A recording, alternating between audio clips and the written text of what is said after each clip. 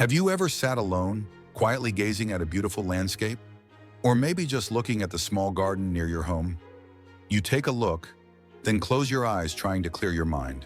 And perhaps you feel, honestly, a little silly. At best, you might think, well, that was a nice view. But for the ancient Zen practitioners, this moment is something entirely different. For them, after years of meditation, they begin to feel something deeper. The act of seeing, that rising thought, is just like a wave forming on the ocean. And as they close their eyes, the thought naturally falls, like the wave returning to the sea. There's no struggle, no effort, just the simple rise and fall, like the natural fluctuations of particles in a quantum field. Even the self, the one watching, begins to fade into this rhythm. And in that instant, a flash of insight strikes through their mind. They realize this deeper, mirror-like awareness behind all thoughts. That's what Zen masters for over 1,000 years have called seeing one's true nature and breaking free from ego illusion. That very flash of insight is what's known as Satori, the sudden awakening to deep wisdom, the heart of Zen enlightenment. You might still think, well, isn't that just another empty trick? What's the big deal? But what many people don't realize is, for over 1,000 years, countless ordinary people, from scholars and warriors to even some modern entrepreneurs, have experienced this awakening. And when they do, it changes everything. They find more ease in daily life. Relationships become smoother, their creativity sharpens, and their path feels clearer. Because many of our daily troubles, our emotions, worries, and frustrations, are nothing more than these rising and falling thoughts. And once you see them for what they are, you start living with a new kind of freedom. We all know the value of exercise, physical fitness, beauty routines, academic drills, whether it's gym workouts, makeup practice, or mastering a subject for school. We invest in improving the body and sharpening the intellect. Some even joke about training their drinking tolerance. Though let's be clear, we're not encouraging that. But here's something we don't talk about enough. Even people with perfect bodies and impressive degrees can suffer from emotional breakdowns or mysterious psychological issues. Throughout history, some of the brightest minds have ended in tragedy, not because they lacked intelligence, but because they neglected something far more essential: the exercise of the mind. In Zen, there's a saying, to awaken the mind and see your true nature, that is the most fundamental task. Not just knowledge, not just intellect, but inner clarity and emotional balance. Yet surprisingly, many people today still don't know that there's a form of practice more important than any diploma or gym routine: the practice of inner awareness, the exercise of the heart and mind. Call it mindfulness, meditation, spiritual fasting, or simply mental hygiene.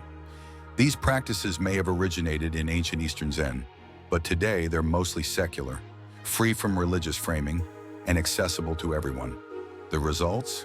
Better focus, stronger emotional resilience, and over time, calm creativity, deeper self-understanding, and a rebalanced nervous system. But if we want to go beyond the basics, beyond simply feeling a bit better, and truly experience freedom in daily life, mental spaciousness, and deep cognitive rewiring, then understanding the ancient wisdom behind these practices becomes valuable. Just like learning to use more features on your phone, or discovering your horse can actually gallop, you begin to unlock a whole new world of possibilities. Even Bill Gates admitted that in his younger days, he thought meditation was some mystical thing tied to reincarnation. But now he meditates regularly, just 10 minutes a few times a week. He calls it exercise for the mind. And even with just the surface-level practice, through simple apps and guided sessions, he finds noticeable benefits in focus and clarity. So if a basic version already helps, imagine what's possible when you go a little deeper. In the next part, we'll show you how modern insight and ancient Zen wisdom can work together to create real, meaningful change in your mind and your life. So, what exactly is mindfulness insight, or what Zen calls Satori? In today's world, achieving this kind of awakening is actually easier than it was for the ancients. Why? Because we now understand the science behind it. Modern neuroscience shows us how mindfulness and meditation gradually weaken the brain's narrative self mode, that default voice in our head constantly labeling, comparing, and judging. In science, it's called the DMN, the default mode network. As this chatter softens, something beautiful begins to awaken. The brain's awareness system lights up. Areas like the anterior cingulate cortex, the insula, and networks responsible for deep presence and clarity. This is what ancient Zen masters meant when they said, "See your original mind, see your true nature." And as that awareness grows, we develop powerful tools. Sharper focus, emotional resilience, creative thinking that isn't blocked by fear or overthinking. But Zen's first and most essential advice: let go of the ego. This doesn't mean abandoning yourself. It means no longer letting the false, ego-driven version of you control your thoughts and emotions. You're still achieving. You're still moving forward. But now you're winning with peace, not with suffering. No mental noise, no tension, just calm joy. Because in the end, you get to choose. Do you want to win with a peaceful heart, or win while fighting your own mind the entire way? Here on True Koan, we'll share practical tools to help you on this path, combining modern mindfulness with the wisdom of Zen. The great Zen master Huineng once said, "You could listen to scriptures for lifetimes and still remain lost. But true awakening can happen in a single moment. And that moment might be closer than you think. It could come during a quiet morning while sitting for 10 minutes in simple meditation. It could arise while reading a Zen story or watching one of our videos. You'll feel it, not as a dramatic breakthrough, but as a gentle flash of clarity. A moment where something shifts. Your awareness sharpens, the mental noise fades, and for a brief instant, you feel the flow of wisdom move through your mind. That's the taste of awakening. From that point on, it becomes your unfair advantage, a calm power you carry through life. Back in ancient times, this kind of awakening was rare and hard to reach. They didn't have neuroscience. They didn't have structured methods or guided tools. Zen masters could only pass it on heart-to-heart, wordless, intuitive, often after years of silence. There's a famous story of a young monk in Japan who meditated on a single Zen riddle. What is the sound of one hand clapping? He pondered it for 4 years, before the insight finally hit. And there's something important for us to remember. Understanding isn't enough. Reading about Satori won't bring it. Knowing the brain regions involved won't trigger it. Just like reading a book on swimming won't teach you how to swim. You have to get in the water, practice, observe, let go, fall quiet inside. And one day, like learning to float in water, your mind will rest in awareness, light, clear, and free. Because at its core, this is the magic of neuroplasticity, the brain's ability to rewire itself through real experience. So no shortcuts, but also no need to wait years in silence. Just practice a little with the right guidance and watch what happens. About Satori, there's a classic moment from the Tang Dynasty in Guangzhou, China, a story that captures the essence of sudden awakening. 2 monks stood watching a flag fluttering in the wind. One said, "The wind is moving." The other argued, "No, it's the flag that moves." They debated back and forth. The 6th patriarch, Huineng, overheard them and said, "It is not the wind that moves. It is not the flag that moves. It is the mind that moves."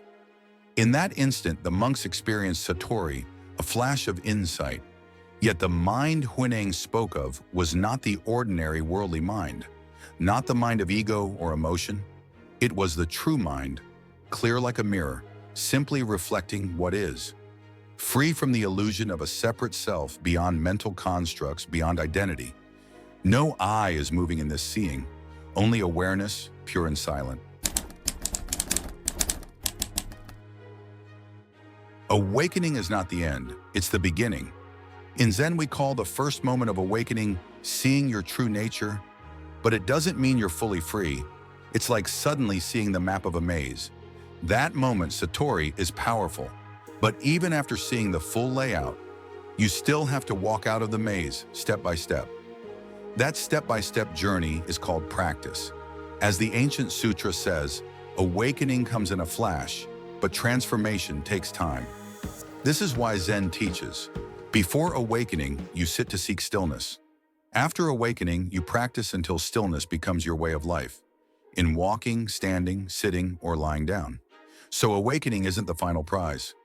It's the starting line of real practice. If your mind is calm and your habits are light, you may find that studying Zen teachings, practicing mindfulness, and contemplating Zen koans can trigger insight quickly. But for most of us in the modern world, our old emotional habits and constant distractions get in the way. So we follow a blended path, insight and practice together. Wu Shu Bing Xing, awakening and training hand in hand. Start small, just 10 or 20 minutes of quiet sitting, 2 or 3 mornings a week. Spend an hour each week exploring Zen koans, mindfulness teachings, or watching videos like this. And then something shifts. You'll start to notice. You're not reacting to things so quickly. Your emotions settle faster. Your presence becomes calmer. And people can feel that. It's the kind of quiet power that makes you magnetic. If you've already glimpsed your inner nature, this true self beyond ego, then your practice becomes even more grounded, more purposeful. Awakening gives direction to your path. But even if you haven't experienced that flash of insight yet, don't worry, don't chase it. Just start walking. Practice doesn't need force. As Zen says, just let go. No struggle, no pressure. You're not retreating from life. You're stepping into it more clearly, more freely. You'll still win. You'll still succeed. But you'll do it without the noise, without the tension, without the constant self-sabotage of ego. You'll win with calm joy, and that choice is yours to make. To win with peace or win with pain.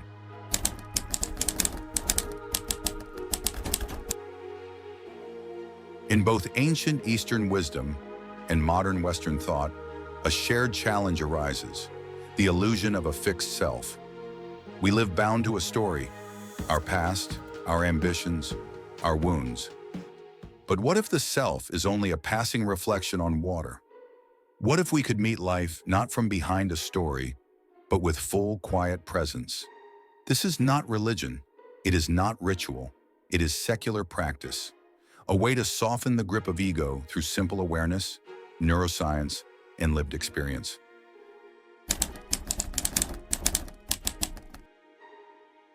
The ego in psychology often appears as the narrative self, that inner voice always talking about me, my past, my future. It's fueled by the brain's default mode network, active when we drift into self-centered thought.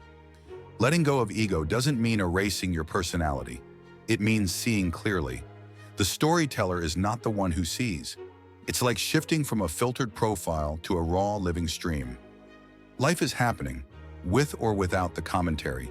You are not the story. You are the space it echoes through.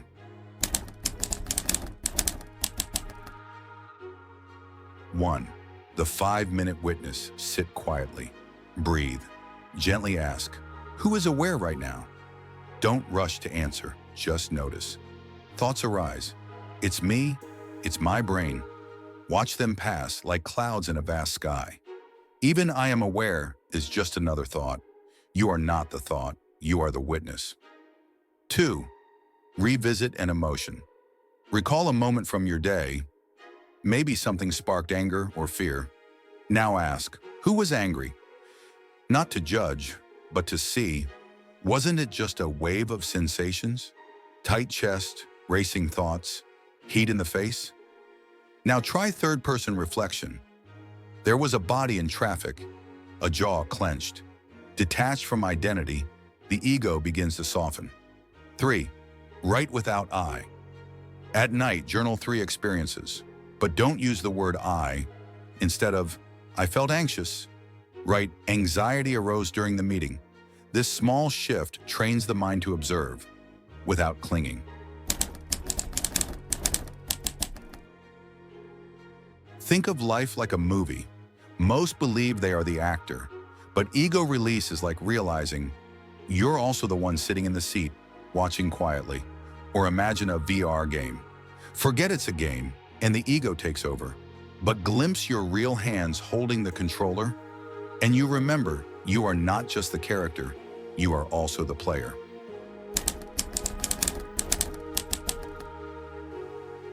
At first, it's just a pause, a breath between reaction and response.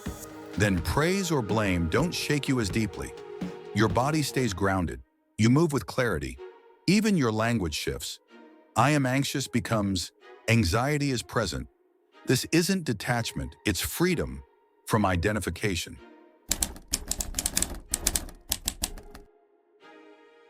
Will I lose my ambition? Not at all.